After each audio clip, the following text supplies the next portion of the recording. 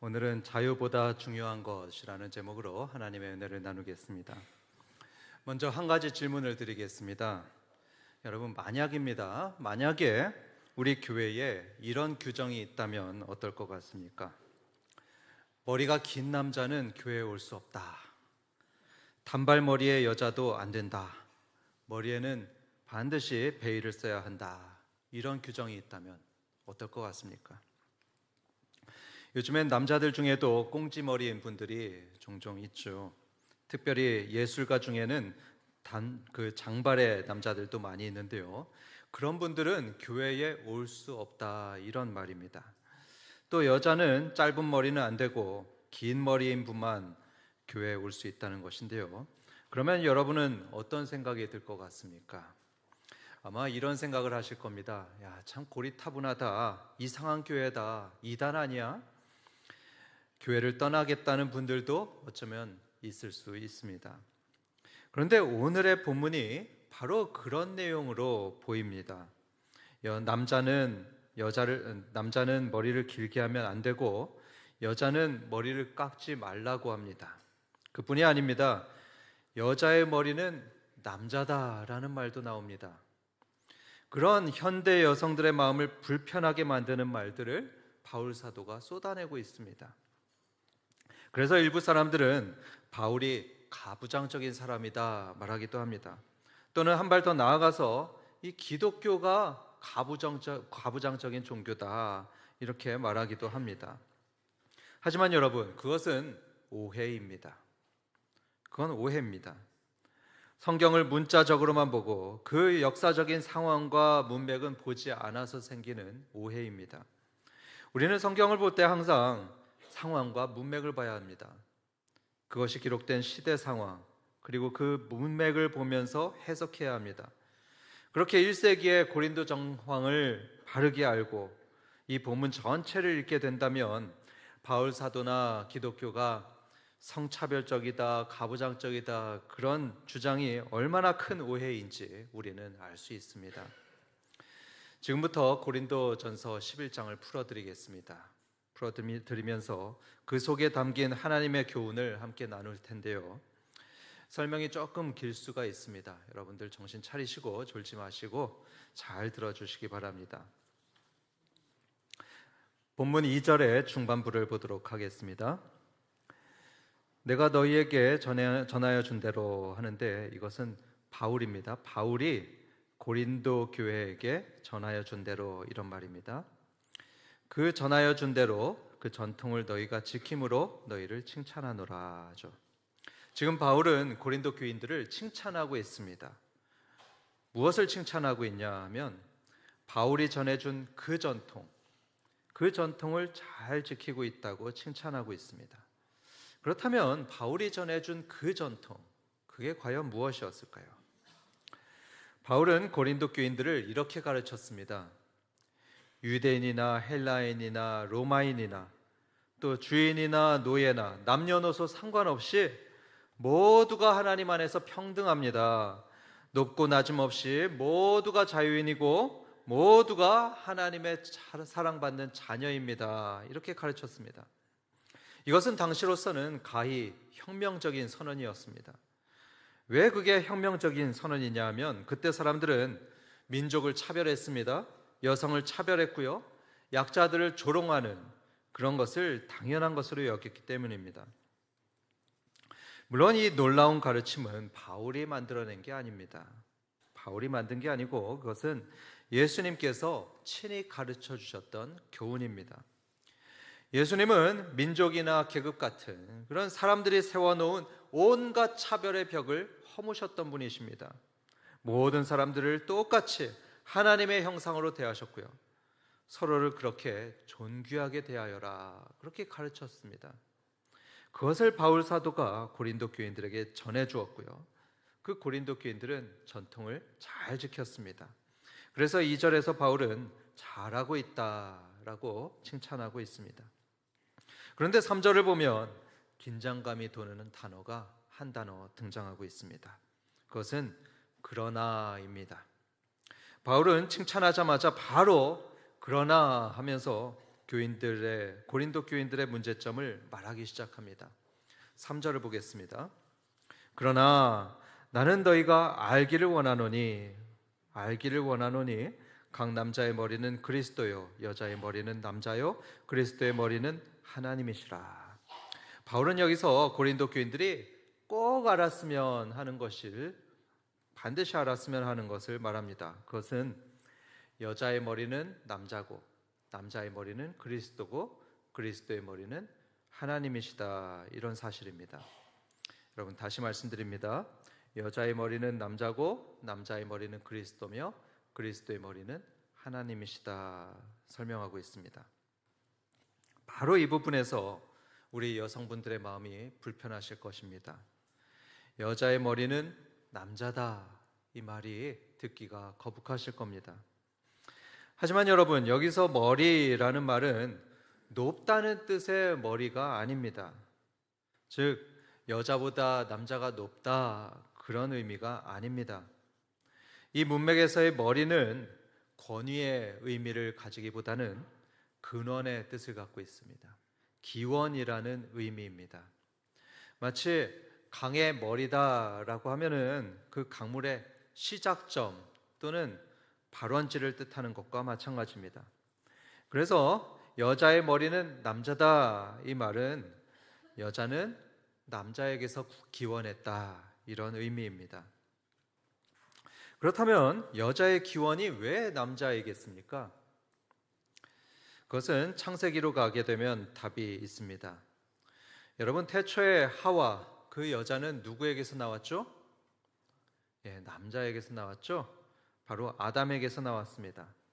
즉 여자인 하와의 머리, 그 기원은 남자였던 것입니다.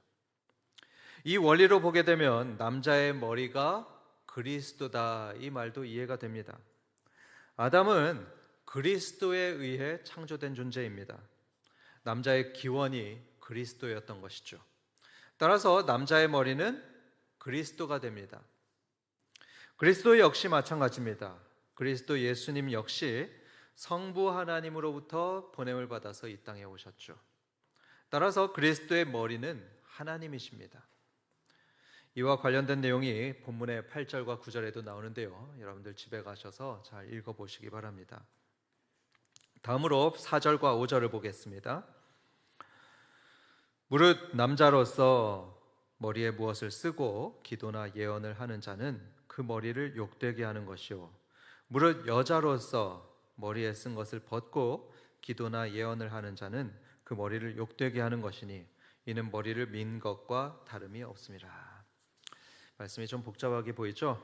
이것을 이해하려면 당시의 배경을 좀 알아야 합니다. 당시의 교회는 가정교회였습니다.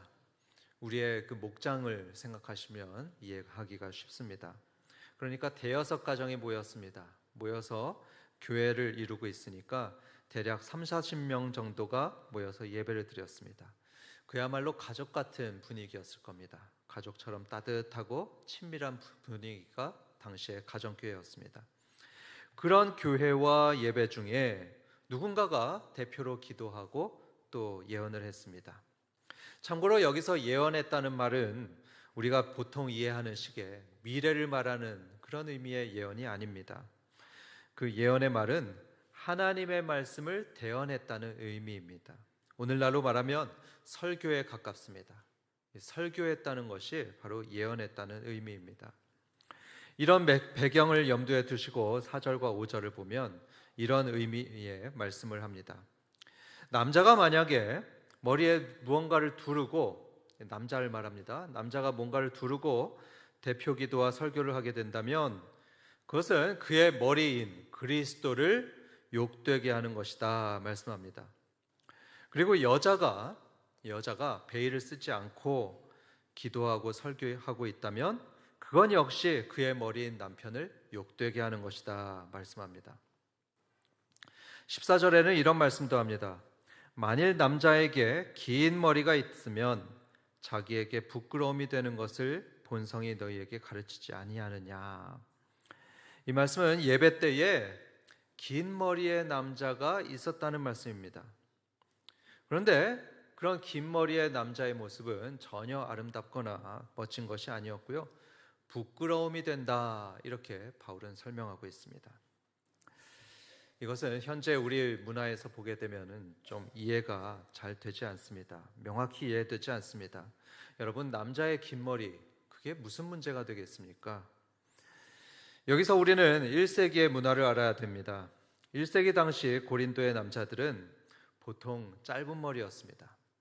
우리처럼 그 당시의 남자들도 짧은 머리가 보통이었습니다. 많은 학자들은 말합니다. 당시에 머리를 길게 하고 또 머리에 뭔가를 두른 남자는 대부분 이교 성전에서 남창들이 그런 식의 모습을 보였다고 합니다. 이교 성전에 있던 남창들이 그랬다는 것이죠. 저는 인도에서 선교할 때 그런 모습을 실제로 목격했었습니다. 차를 타고서 가다가 신호에 멈추었습니다. 신호에 걸려서 서 있는데 짙은 화장에 머리가 긴 남자가, 그러니까 여장 남자가 똑똑똑 창문을 두드리면서 구걸하는 것이었습니다. 그럴 때 돈을 안 주게 되면 자기들이 믿는 신의 이름으로 저주를 퍼붓곤 했었습니다. 여장 남자가 말이죠. 아마 1세기 고린도의 모습이 바로 그러했을 것입니다. 여성의 경우는 반대였습니다. 당시의 부인들은 외부 사람들을 만날 때면 베일로 머리를 가리곤 했었습니다. 옛날 우리나라도 그랬었죠. 양가집 교수들은 장옷으로 머리를 가리고 다녔었습니다. 지금도 아랍 여인들이 일반적으로 머리에 히잡을 쓰듯이 말이죠. 마찬가지로 1세기 고린도에 교양이 있고 또 정숙한 부인들은 베일을 쓰고 다녔었습니다. 그런데 만약에 베일을 쓰지 않았다, 그러면 그들은 둘 중에 하나였을 겁니다. 창녀이거나 성적으로 문란한 여자들이었습니다. 그들은 머리를 드러냄으로써 남자들을 유혹했다고 합니다. 그리고 그 시대엔 대부분의 여자들이 긴 머리를 하고 있었는데요. 만약에 남자처럼 짧은 머리의 여자가 있다, 그러면 그녀는 신창이었을 것입니다. 학자들은 말합니다. 이교 성전에서 예언도 하고 성적 서비스도 제공하는 그런 여자 신창들이 그런 짧은 머리를 하기도 했다, 그렇게 설명을 합니다. 이런 문화적 배경을 알고서 4절과 5절을 읽게 되면 이 바울의 말이 이해가 됩니다. 당시의 예배 중에 대표 기도자나 설교자가 만약에 남창처럼 긴 머리를 하고 머리에 뭘 두르고 있다면 그러면 그 예배에 참석했던 교인들의 마음 얼마나 불편했겠습니까? 마음이 불편하고 예배에 집중할 수 없었을 것입니다. 반대로 어떤 여자 성도가 마치 창녀처럼 베일도 쓰지 않고 또 짧은 머리로 대표 기도도 하고 설교하고 있다면 교인들이 어땠겠습니까? 역시 마음이 불편하고 예배에 집중할 수 없었을 것입니다. 물론 그런 외모는 오늘날엔 큰 문제가 되지 않습니다. 오늘날 적어도 우리 교회에서는 큰 문제가 되지 않습니다. 만약에 우리 청년부 형제, 온샘지기 청년이 기도하고 있는데 꽁지머리를 하거나 또는 장발이다, 그러면 아마 이렇게 생각할 겁니다. 야, 저 친구 참 개성 있네. 그 정도이지 문제 삼지는 않을 겁니다. 또 여자의 머리가 단발이다, 그것도 당연히 아무 문제가 안 됩니다. 그러나 1세기 로마 사람들의 눈으로 볼 때에 그런 모습은 상당히 이상한 것이었습니다. 성적으로 문란하게 보였습니다. 오늘날의 상황으로 바꾸게 되면 마치 이런 것과 같습니다. 좀 극단적인 예가 될 텐데요. 대표 기도를 하는 여자분이 속이 환히 비치는 그런 옷을 입고 기도하는 것입니다. 굉장히 이상하지 않겠습니까? 또는 설교하는 목사가 머리를 가운데로 세운 그런 모이칸 스타일로, 제가 그런 스타일이라고 한번 해보십시오. 모이칸 스타일로 강단에 선 것입니다. 그러면 분명히 여러분의 마음이 굉장히 불편하실 겁니다. 예배에 집중하기 어려울 것입니다. 그렇다면 고린도 교회에는 왜 그런 사람들이 있었을까요? 간단히 생각하면 눈치가 없어서 그랬을 수도 있습니다. 왜 그런 분들 있지 않습니까? 남들이 나를 어떻게 보든지 전혀 눈치를 안 보는 분들이 그럴 수 있습니다. 그래서 남들이 볼 때 이상한 스타일과 특이한 행동들을 할 수 있습니다. 하지만 오늘 본문의 고린도 교인들은 단지 눈치가 없어서 그런 것이 아니었습니다. 그들에게는 신학적인 확신이 있었습니다. 어떤 확신이냐? 나는 영적으로 자유로워. 어떤 율법에도 매이지 않을 거야. 우상의 제물이나 돼지고기도 얼마든지 먹어도 되고, 노예든지 여자든지 교회에서는 똑같기 때문에, 동등하기 때문에 나는 뭐든지 해도 돼. 이런 확신이 그들에게 용기를 줬습니다. 그래서 그들은 헤어스타일이나 복장을 마음대로 했습니다. 다른 성도들하고 전혀 조화가 되지 않는데도 전혀 개의치 않았습니다. 이런 소식을 전해 들은 바울, 뭐라고 말했을까요?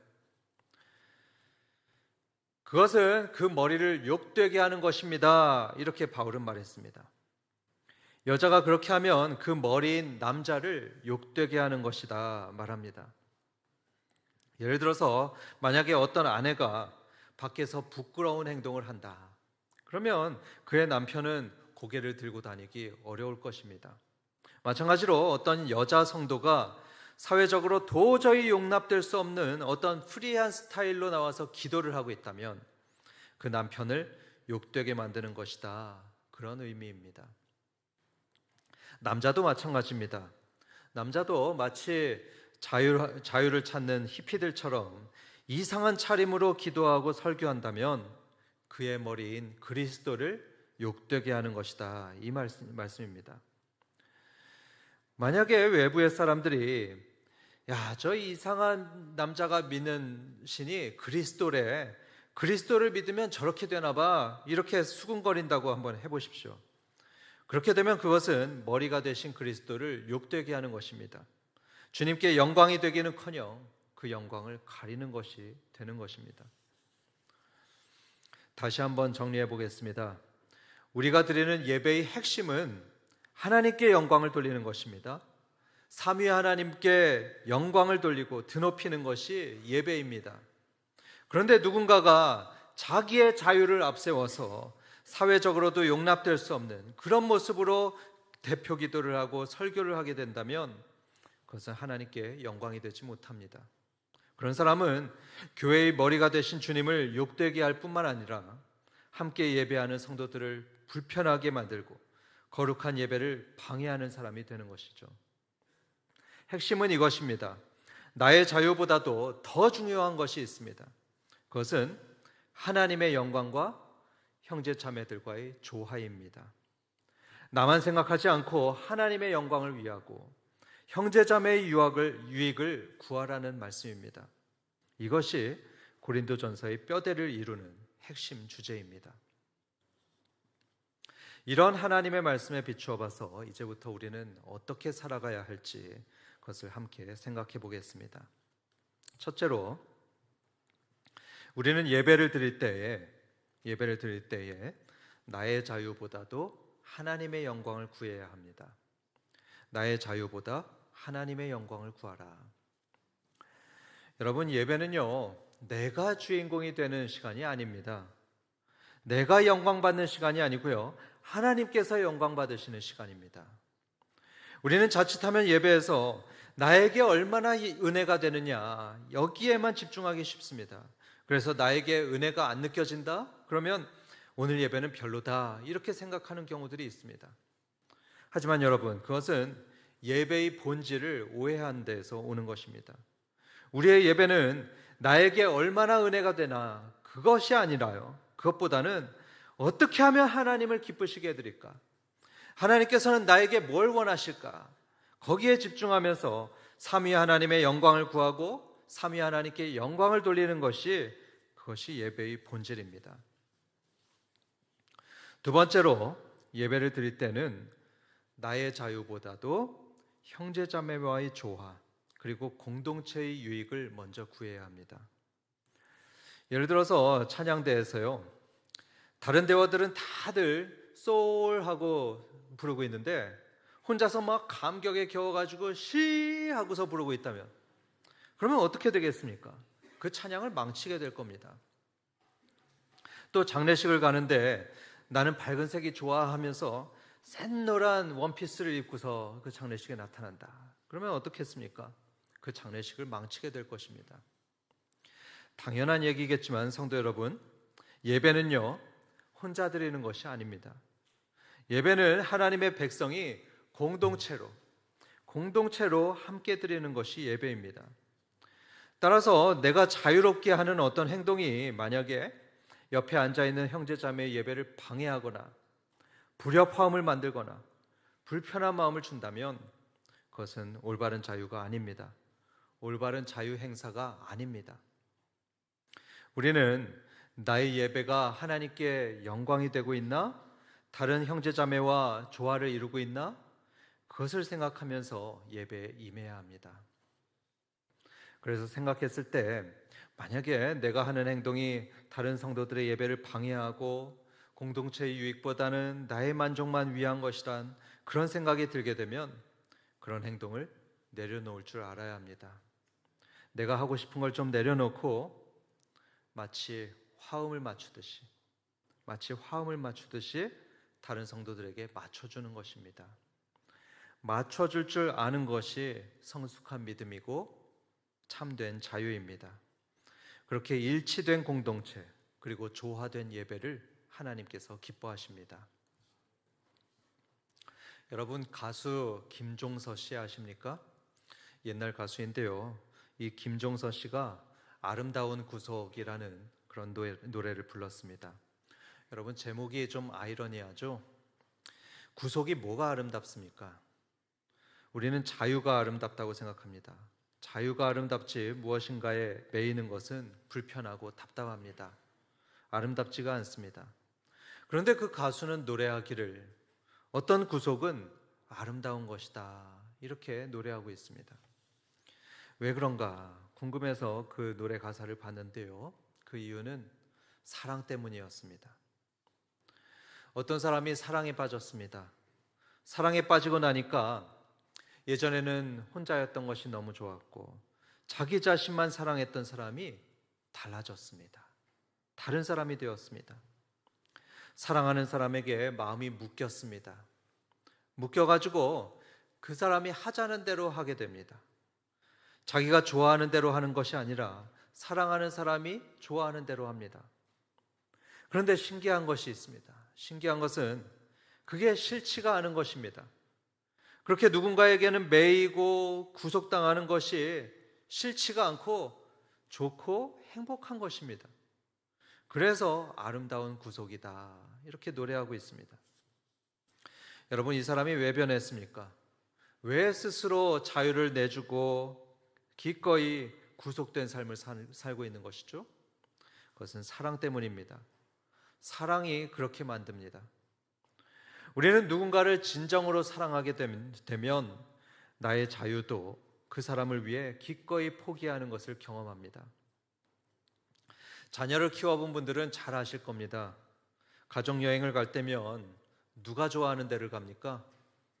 애들이 좋아하는 데를 가죠. 애들이 원하는 대로 가지 본인들이 원하는 곳으로는 안 갑니다. 정상적인 부모들이라면 그렇습니다. 하나님을 향해서도 마찬가지입니다. 우리가 정말로 하나님을 사랑하게 되면 내가 좋아하는 것이 아니라요, 하나님께서 기뻐하시는 것을 합니다. 그래서 우리는 사랑이 있어야 합니다. 그런데 놀라운 것이 있죠. 그렇게 사랑해서 누군가를 위해서 나의 자유가 구속되는데 그럴 때 우리는 더 기쁘고 더 행복해지는 것을 경험합니다. 아이러니죠.